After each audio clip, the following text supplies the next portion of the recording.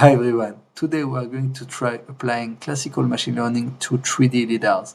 As you know, 3D LiDARs are used by several companies such as Tesla, Mobileye and other ones in order to detect the vehicles and other objects around. For example, in this picture you can observe the vehicle and also the other marks which are point cloud and the trees and other vehicles. The goal from a 3D LiDAR is basically to use deep learning methods in order to detect other objects around this vehicle and then to be able to let the car self-drive. So now the challenge is not to use deep learning because we are still working the machine learning steps, but to use machine learning. So how it's possible and how it will be possible to build a decision tree based on the features that we already extract last week in the previous weeks. So we are going to see that together now. So let's go ahead with this picture. In this picture you can see, this is a great picture. From this picture you can see the point cloud which represents the trees and the vehicles. And now let's say we can extract some features and then trying to do binary classification. So let's go ahead with that. Let's say now we have this kind of data. So we have the same illumination. The data is like if it's sunny, overcast or rain. We have the average surface curvature, if it's hot, mild, cool. We have the intensity variance, high or normal, and the sensor motion, which is weak or strong. All of each single feature provide information, and based on that we want to trying to predict if we detect an object, yes or no. For example, if we are a structured object in a certain area of the 3D LiDAR, so then the intensity variance will change. It will be high, or it will be normal, or maybe less. Okay, so also the same thing for the average surface curvature. So this is kind of features. Okay, it's not specifically for the real life, but it's for this exercise to be able to manipulate the concept of entropy and information gain in order to build by hands the decision tree algorithm. So let's do that together. The first thing we need to apply is to compute the entropy. So how we can compute the entropy. So let's go ahead.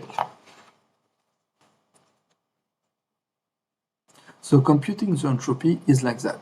We need to compute the entropy of all these datasets. We have 14 samples, and how many we have yes and how many we have no. So this formula is about minus p plus log 2 of p plus minus p minus log 2 of p minus.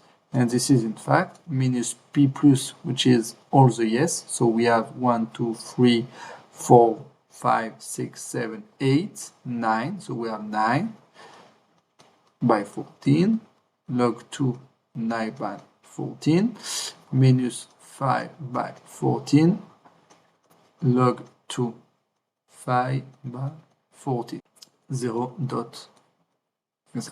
Now we have this entropy of all the data set. Then we need to compute now the information gain for each single feature. So for this video we are going to compute the information gain of these features. We can call feature A. So then we need to compute the given all the data set on the feature A. So we have the entropy of S, which is this value, minus the sum of the subcategory, which is weak or strong in our case. So we can do like that, weak, okay, by S of the entropy of weak. Okay, and let's replace this one by like that, plus S of strong by S of strong. So now we are going to compute first the entropy of weak, then the entropy of strong, and then to compute the full information gain. So let's just come back on that.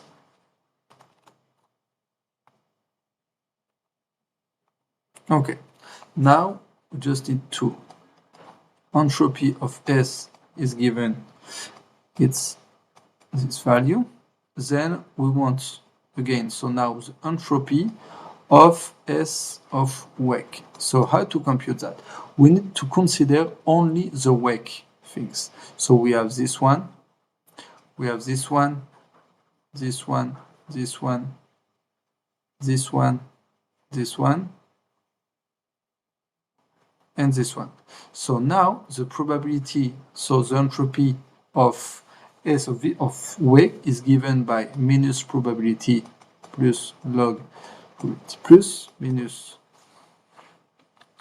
probability minus log de 2 probability minus. So it's given by, in fact, minus, yes, so how many we have?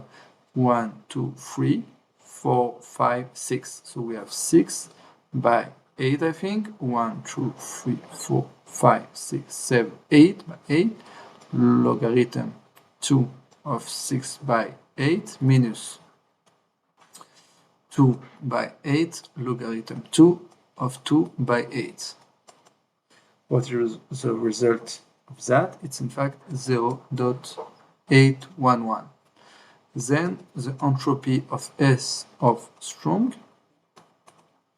will be in fact the same formula. So now we need to consider all the strong. So we have here, okay. So how many years do we have? We have 1, 2, 3. So we have 3 by 1, 2, 3, 4, 5, 6. Logarithm 2 of 3. So minus 3 by 6. 3 by 6 minus 3 by 6. Logarithm 2 of 3 by 6. And the result of that is 1. So then, now we have all the entropy. We can consider working on the full information gain. So again, from entropy of S is 0 dot Z. Entropy S of wake is in fact 0 dot Z, and entropy of S strong is 1. So now the information gain is given by this formula. So the entropy is 0.940 minus, so we have now the full formula, which is SV, which is entropy of, which is the SV. So the SV in fact is only if we consider the wake, for example, only the wake. So the wake, how many wake do we have? So we 1, 2, 3, 4, 5, 6, 7, 8. So we have 8 by 14, okay, of 8, so it's plus, so we have 6 by 14 times 1. Information gain is 0.048. And then we just need to compute the information gain for other features. So now we have these features, okay, this is the information gain. So I just want to write you the final result of all the other information gain. I think I have that in here. Yeah, this is the result. So let's write it down here. So we have the gain information of the, let's say, the first features is in fact 0.246. The gain of the second feature is in fact 0.029. The gain of the third one is 0.151. And the last one is 0.0848. So here we need to first to compute information gain. We did that. Second, to select the highest value. Why we need to select the highest value? I just remind you that also we saw that last week, I think, when we have in these two pictures, we have here like a picture which contain only lines only lions, and in the right side we have several animals. So in the right side the entropy will be higher. Why? Because when we have disorder, so it's more difficult to make a prediction. It's less predictable. So we want to minimize the entropy.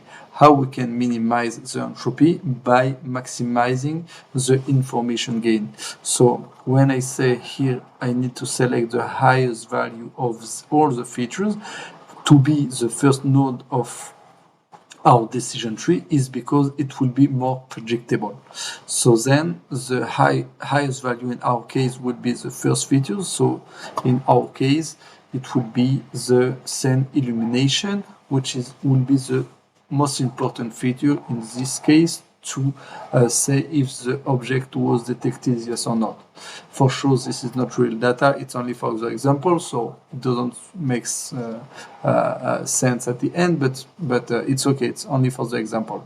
So then after selecting the first node with the highest information gain, we just need to do the same process several times, to iterate in fact in this process in order to get all the tree. So now we can see here just from a graph viz. So we can use. So to conclude with this video, the main message here is to say we can also use machine learning, classical machine learning, even for 3D vision. We just need to be able to extract the features. And the main goal was also to present deeply by hand the decision tree algorithm. So now I hope for you it's more clear how to compute the information gain and the entropy. Don't hesitate to to let your comment if you want, and I get several great feedback, so don't hesitate. And if you want to treat another topics in the next week, so just let me know, and share on LinkedIn